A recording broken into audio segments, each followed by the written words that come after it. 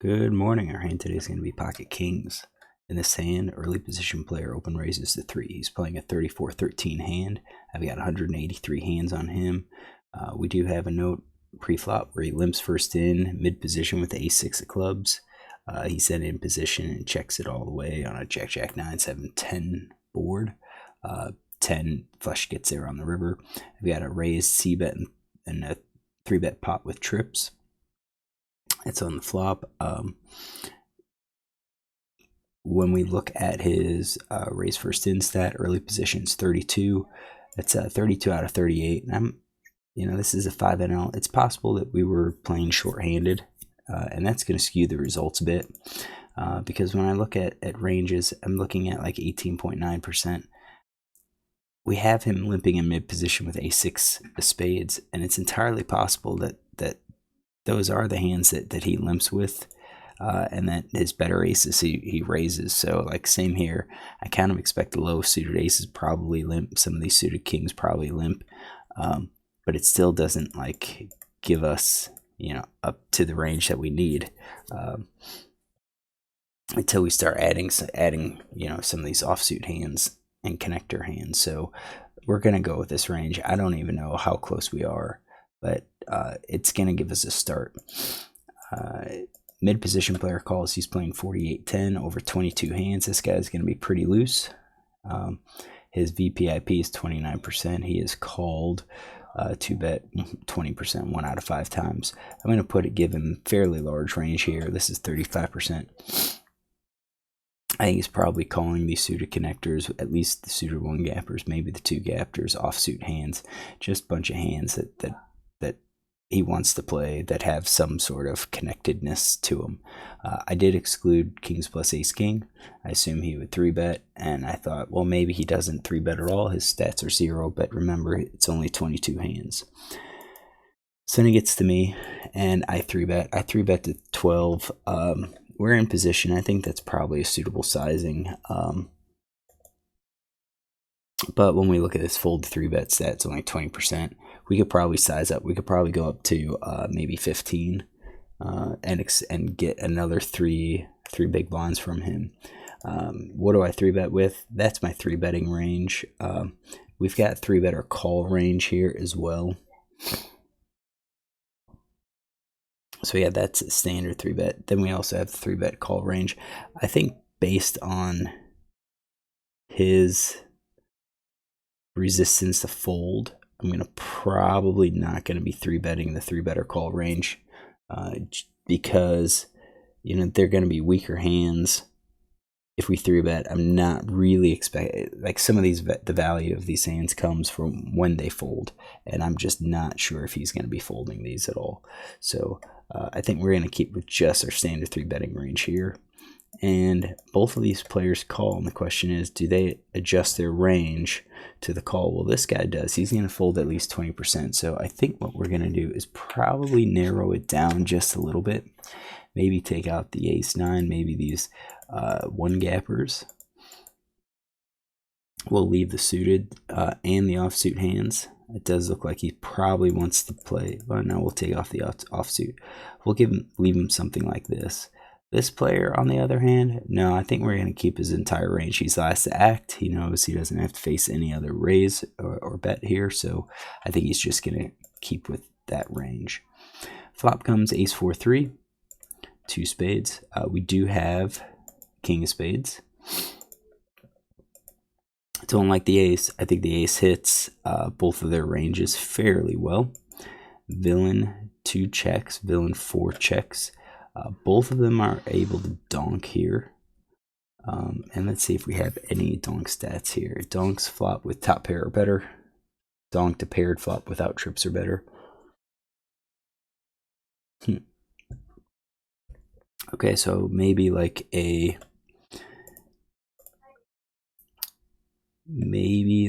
since he checked, maybe like ace-10 is out. Maybe ace-jack is out. I think those are hands that he could be donking with. Any like ace-little, I think he could donk. What is it about this guy? Top pair or better.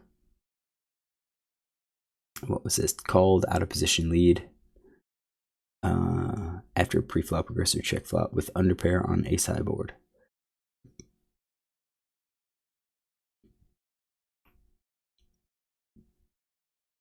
Okay. So, yeah, I don't think he's really donking. And then it's on us. So we're going up with full ranges. We have a lot of top pairs. We also have these, some of these cards. We're going to hit this hand a lot. And I'm not sure if we should be betting this or not. Definitely we should have like aces, whereas I don't think the other players do. We got flush potential. I do think we should probably c-bet here, and we should probably c-bet with our entire range. So like these underpairs are kind of representing some of our bluffs to try to get maybe the ace jack ace 10. We could easily barrel again.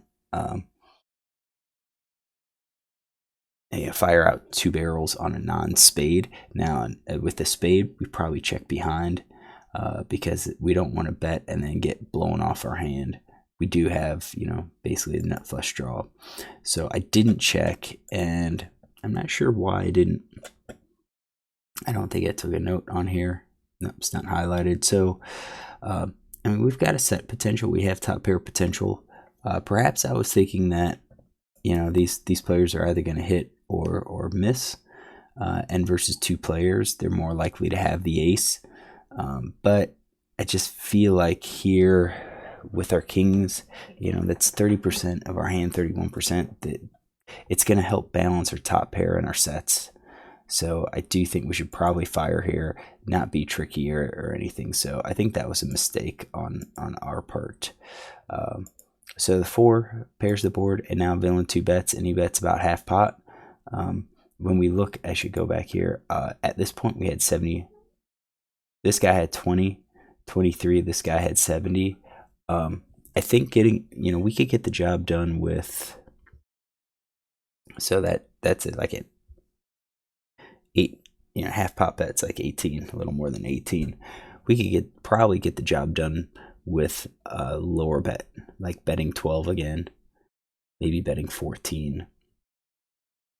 But that kind of gives him,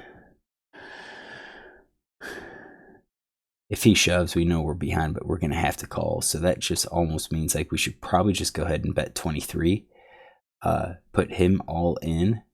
And if he calls, then we set ourselves up for an all-in turn bet. So we didn't do that. He does bet half pot, and he calls. So what is he betting half pot with? Well, I think he could do it with a full house.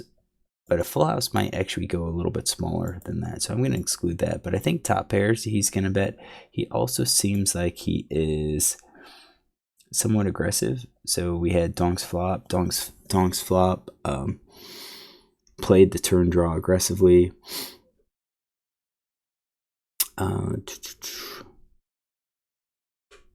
Led turn half pot with underpair after pre-flop aggressor did not bet. So yeah, he could probably do top pair. He's probably doing these under pairs and the weak pairs. Probably not the flush draw. Maybe there's some percentage of him, but that's what we're looking at. So out of his betting hands, 41% are top pairs. This guy calls, and we know that he called. So I'm going to leave the quads, a full house. I think those are all calls. I think 3 of a kind raises. But I think his passivity probably is going to have us call all of those with the weak pairs, along with the draws. So flush draw, open enders. So something like this. So now you can see that I should be calling here. Just because how we played it, it's too likely that one of these guys is bluffing. But then when we look at it and say 2 players, one guy could be bluffing, the other guy probably isn't. So out of him, we're beat about 30% of the time versus actually more than that. 40% of the time we're beat versus that guy. This guy, it's about 41% that we're beat. So collectively, we're ahead of both, which means we're still going to be the favorite in this hand. So I think we probably should have called, and I think with these hands we should have called with all of our range, with those queens and kings, and then any of the aces. Obviously with the aces, but I think we should have called. 9 of spades gets there. Villain 2 checks, villain 4 checks. See, if I called, then I think this could be a good spot to bet again. Yeah, we've got showdown value, but they've all bet, they've all frozen up. We can bet and hopefully get maybe like an ace-x to fold. But if not, then they're going to use ace-x as a bluff calling range, and they could probably use like some of their underpairs as a bluff calling range. So once that hits, I'm going to exclude the full house. I'm going to exclude the flush. So at best we have something like this for this guy. At best we have something like, I expect the flush full house to bet. So we're looking at something like this for the second player. So we see the board, he shows 5s, he shows 6s. We would have won the hand. They both had underpairs. So we add some more notes. So this guy, RFI under the gun and call button. RFI under the gun 3 big blinds and called button 3 bet 12 big blinds with 5 diamonds, 5 of spades, out of position.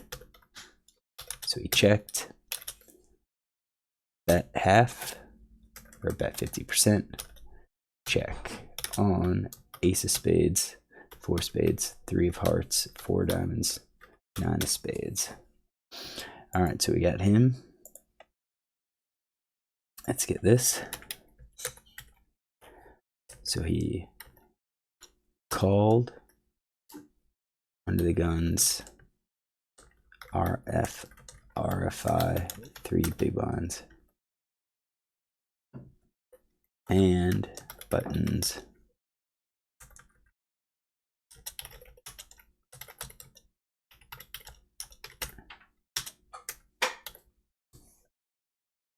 So I think we're just going to do MP. There we go. That's a little bit better.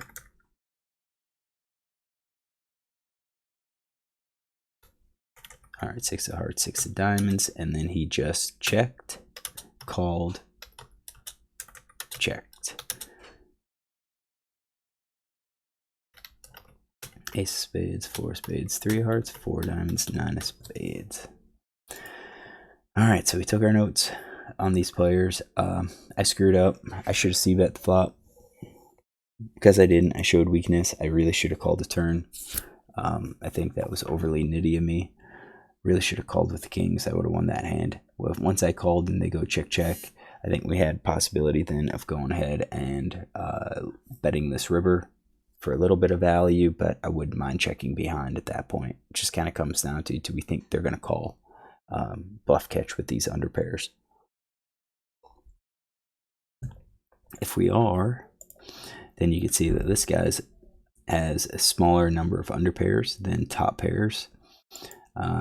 This guy has, if he would call like underpair, that's 25%, 24%, plus any of these weak pairs if he calls, which he might. We could go for some value. So, all right, hopefully you enjoy this hand. If you do, look tomorrow for another.